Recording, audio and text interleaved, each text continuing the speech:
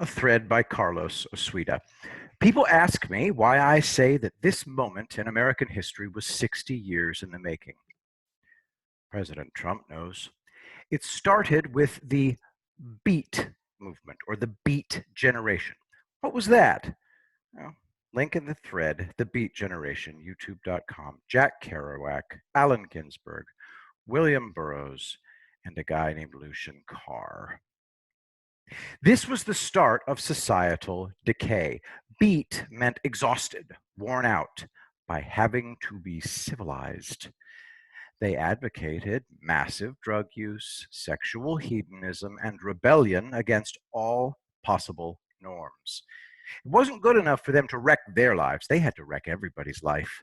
They needed followers, acolytes. They preyed on the young and impressionable. What had they suffered? Nothing at all. It was another movement based on a lie. The 1950s were anything but conformist. This is an academic construct. People wore suits as a disguise. Like Trump, they blended in so they could do what they wanted, undisturbed. The Beatniks were vacuous posers, far more conformist than the conservatives they hated.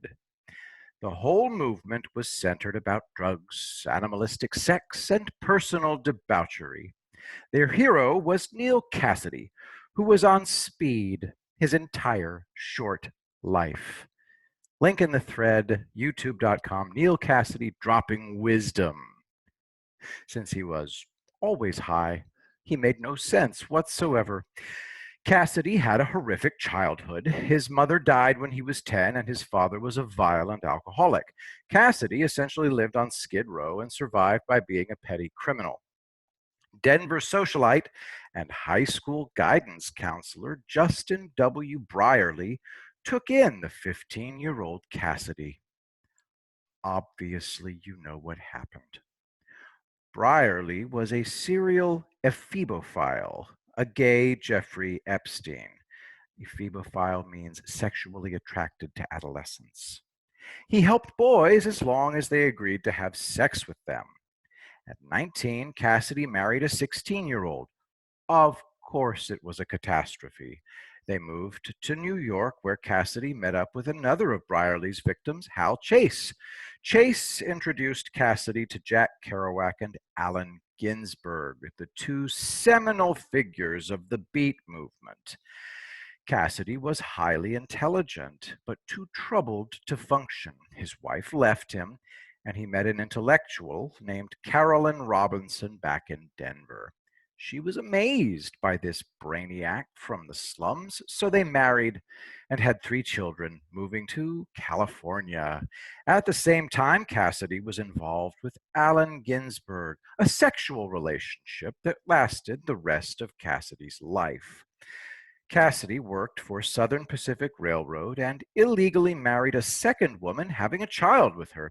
After Cassady got himself a disability for a train accident, he was free to roam the country with Jack Kerouac and Allen Ginsberg. Their experiences became Kerouac's seminal book, On the Road. Cassady was arrested for drugs in California. After 2 years in San Quentin, his wife Carolyn divorced him to relieve him of the burden of supporting a family. Since he was essentially a hobo, she said that his self-esteem couldn't handle knowing that he was a horrible father. Cassady moved to San Francisco.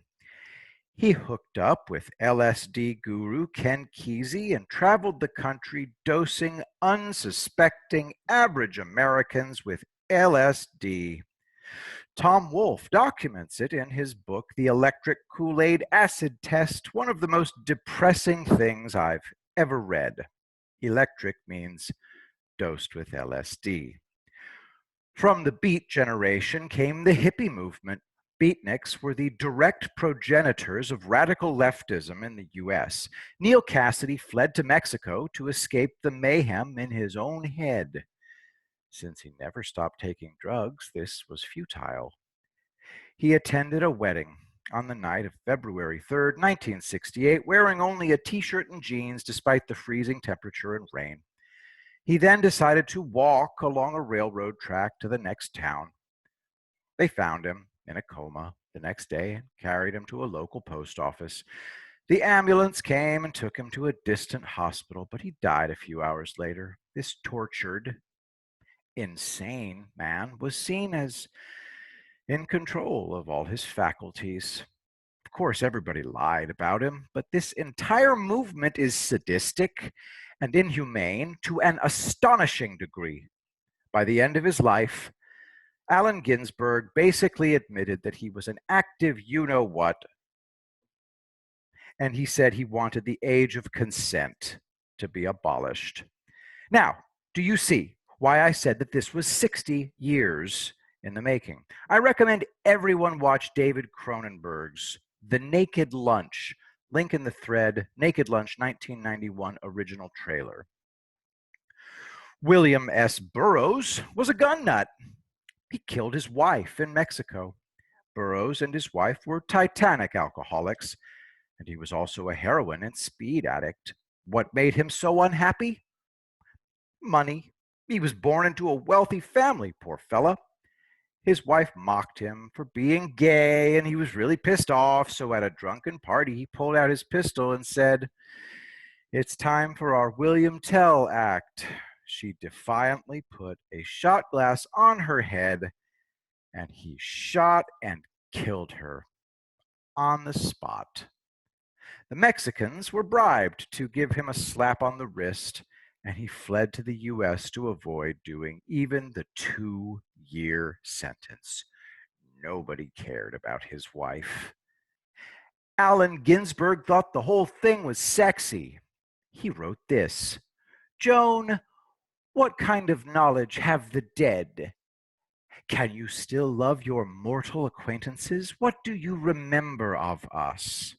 As if any of these freaks could love anybody. See my point?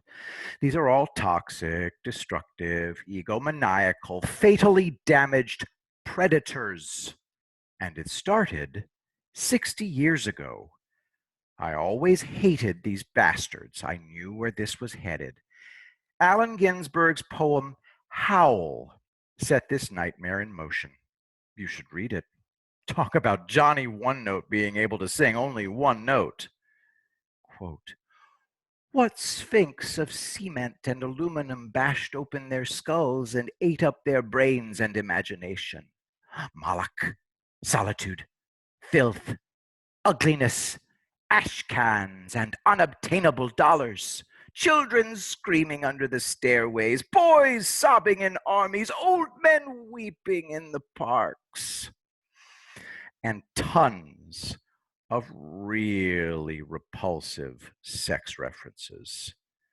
Link to Howl by Allen Ginsberg in the thread. The negativity and destruction started 60 years ago with the Beat movement. We're living in the logical culmination.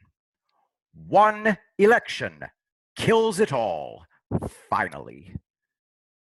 Here's a much better poem than Howl. Once, a man, clambering to the housetops, appealed to the heavens. With strong voice, he called to the deaf spheres.